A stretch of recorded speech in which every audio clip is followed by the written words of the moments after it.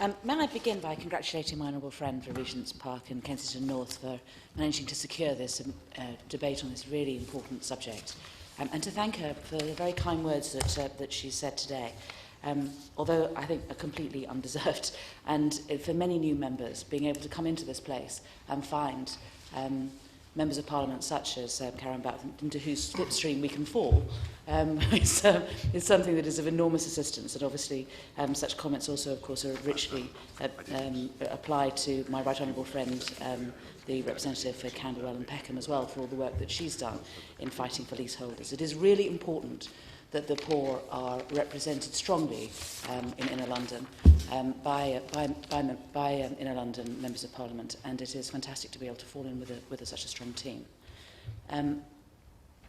I've had a very large number of letters and emails from leaseholders telling me about this debate today, because they do feel that no matter how strongly they try to explain the difficulties that they are suffering, they don't feel that their case is being represented strongly enough, because they don't feel that anything is happening.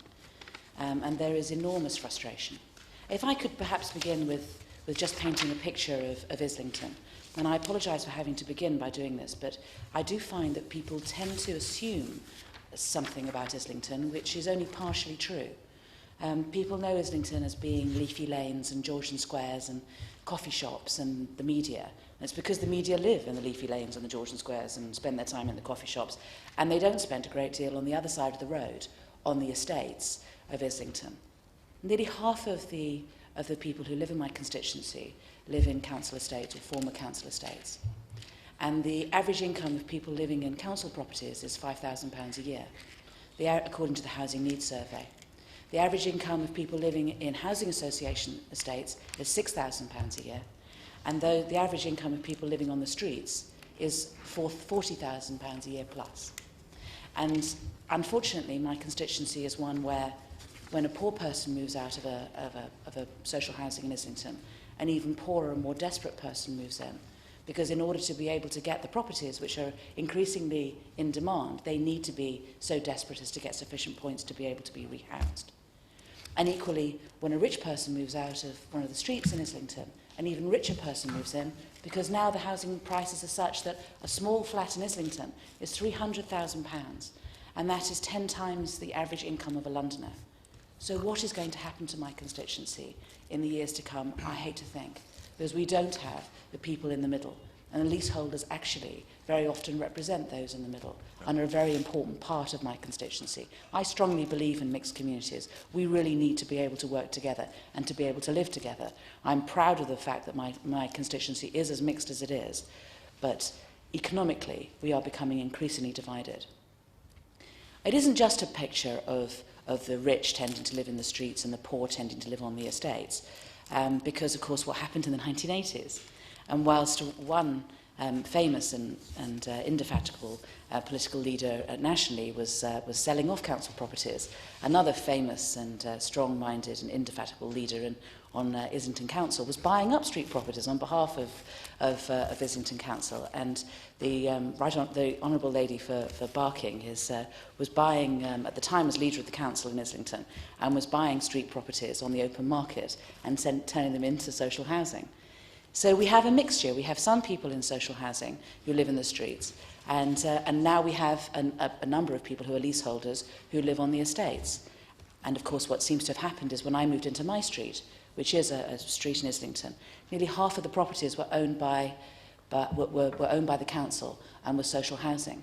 And over the 14 years that I've been living there, they've all been sold, and it's now all private housing. So there's movement.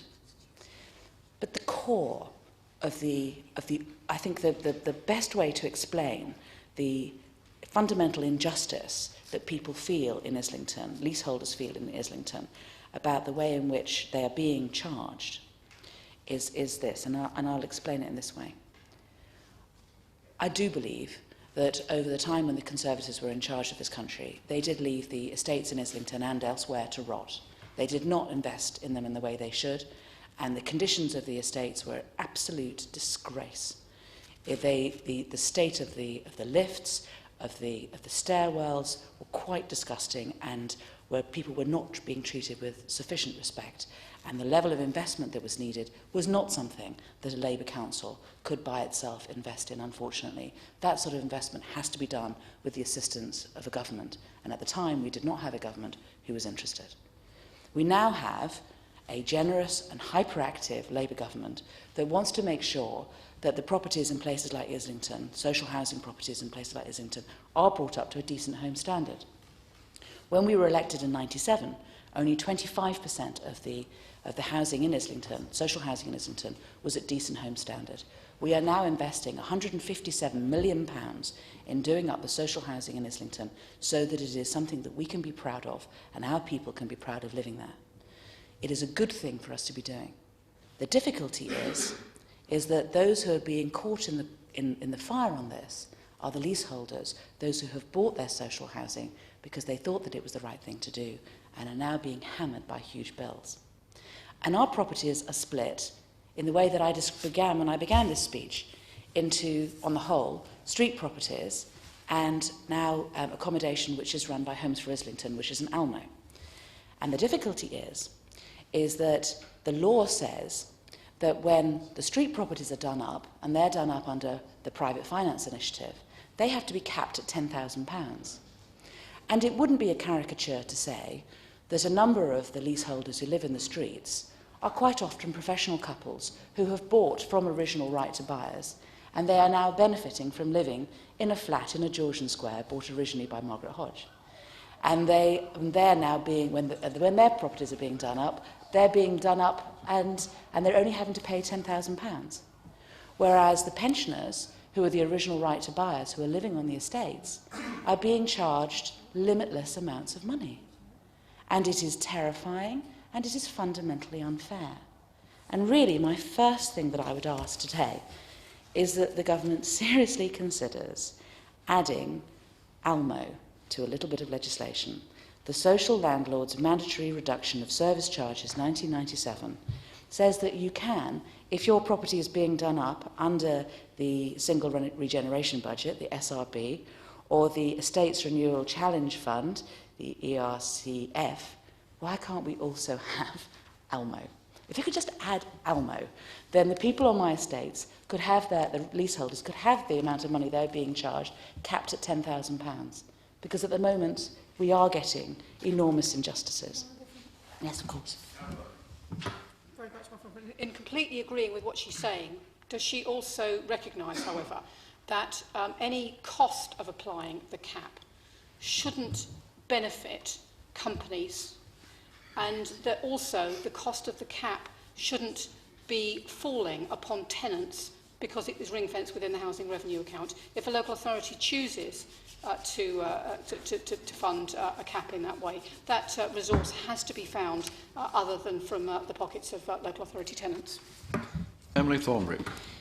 Yes, and I think that is also, I think that we should be looking at that, and I think that we should be looking at a number of other things. I mean, may I say that I wrote to the 80 leaseholders who had originally written to me about issues, and I sent them a survey. I sent out 80, and I don't know if any politician has ever had this. You send out 80 surveys, and guess how many I got back? I got 80.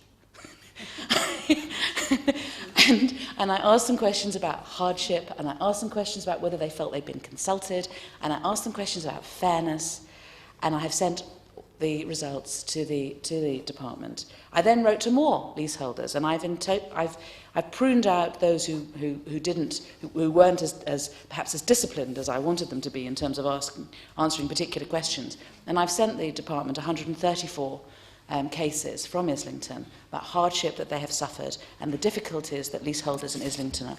And I know that the department is reviewing the effect of decent homes on leaseholders, and I certainly hope that the experiences of the Islington leaseholders that I have sent to them is something that the department will take very seriously and will be something that hopefully will inform decisions that will be made, because something must be done.